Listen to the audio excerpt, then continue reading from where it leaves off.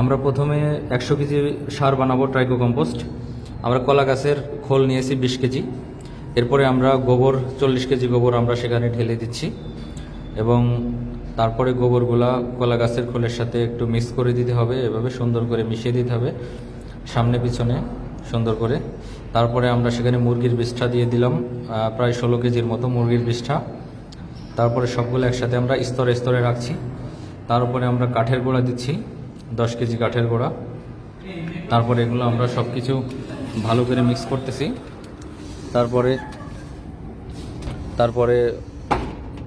এরপরে আমরা ভুট্টা ভাঙা দিয়ে মিশাই দিচ্ছি 5 কেজি ভুট্টা ভাঙা। সব কিছু স্তরে স্তরে রাখছি। এরপরে সবজির উচ্ছিষ্ট অংশ 5 কেজি, সেটা আমরা দিয়ে দিচ্ছি এখানে।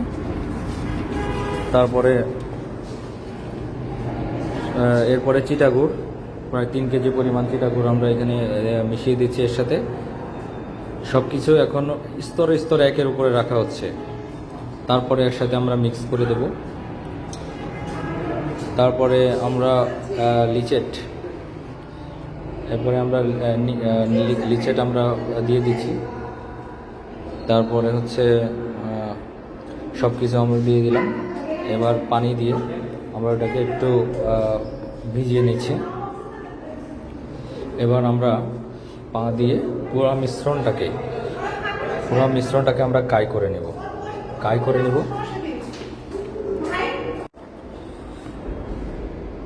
তারপরে চলছে কাই করমান চলমান। সিনিয়র স্যাররা সবাই দেখতেছেন এবং নির্দেশনা দিচ্ছেন, কোনো যদি ভুলভ্রান্তি হয় এভাবে করে ভালো করে মেশাতে হবে। যতগুলা মিশ্রণ আমরা এখানে ব্যবহার করেছি সবগুলা খুব ভালো করে মেশাতে হবে। দেখতে পাচ্ছেন যে আমাদের কৃষক ভাই তিনি দুইজন ওনারা খুব ভালো করে মেশানোর কাজ করছেন এবং সিনিয়র স্যাররা সবাই সেটা পর্যবেক্ষণ করছেন এবং ভুলভ্রান্তি হলে সেটা পরামর্শ দিয়ে ঠিক করে দিচ্ছেন। এরপর আবার একটু পানি দেওয়ার প্রয়োজন হলো, কারণ একটু শুকনা মতো লাগতেছিল। আবার একটু পানি দিয়ে আবার ঠিকঠাক মতো আবার মেশানোর কাজটা চলছে। খুব সুন্দর দেখা যাচ্ছে এবং মনে হচ্ছে যেন সুষম একটি জৈব সার তৈরি হতে চলেছে। কাজটি চলমান, খুব সুন্দর মতো মিশে যাচ্ছে। কোনো উপাদান কিন্তু এখন আর আলাদা করা যাচ্ছে না। সকল উপাদান প্রায় মিশে গেছে একে অপরের সাথে। আমরা অনেক ধরনের উপাদান এখানে ব্যবহার করেছি।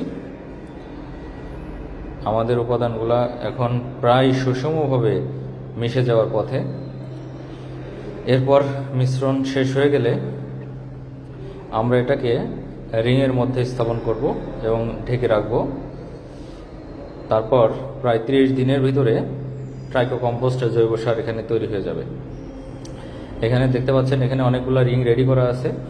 এখন আমরা এই রিংয়ের ভিতরে এই মেশানো কাই স্থাপন করব এবং ঢেকে রাখবো এবং মাঝে মাঝে আমরা চেক করব পরে যে সারটা তৈরি হয়ে গেল কিনা। বড় গামলায় করে রিংয়ের ভিতরে সারটা নেওয়া হচ্ছে। আপনারা দেখতে পাচ্ছেন রিংয়ের ভিতরে আমরা এখন সারটা স্থাপন করব। পরবর্তীতে দু একটা খোল দেওয়া হলো, সরিষার খোল দেওয়া হলো এর ভিতরে আরও অধিক পুষ্টি উপাদান যোগ করার জন্য। আপনারা জানেন যে যত জৈব সার আছে তার ভিতরে ট্রাইকো কম্পোস্টে পুষ্টি উপাদানের পরিমাণ কিন্তু সব থেকে বেশি।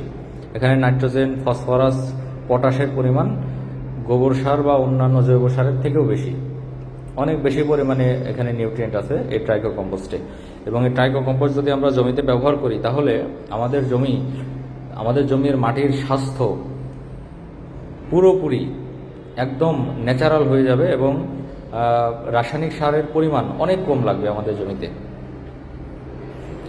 এই জন্য আমরা বারবার বলি যে রাসায়নিক সারের পরিবর্তে আপনারা জৈব সার প্রথমে ব্যবহার করুন, তারপরে আপনারা মাটি টেস্ট করে যতটুকু বাকি সার প্রয়োজন হয় ততটুকু আমরা রাসায়নিক সার প্রয়োগ করব। সুন্দর মতো রিংয়ের ভিতরে আমরা বসিয়ে দিলাম। পুরো রিংটা আমরা ভরে দিয়ে তারপরে আমরা এর উপরে ঢেকে রাখবো এবং 1 মাসের ভিতরে ট্রাইকো কম্পোস্ট তৈরি হয়ে যাবে। এভাবে আমরা নিজেরা যে যতটুকু জমি চাষ করি আমাদের ততটুকু ট্রাইকো কম্পোস্ট আমরা কিন্তু নিজেরাই তৈরি করে বাসাবাড়ির আবর্জনা জিনিসপত্র দিয়ে তৈরি করে ব্যবহার করতে পারি।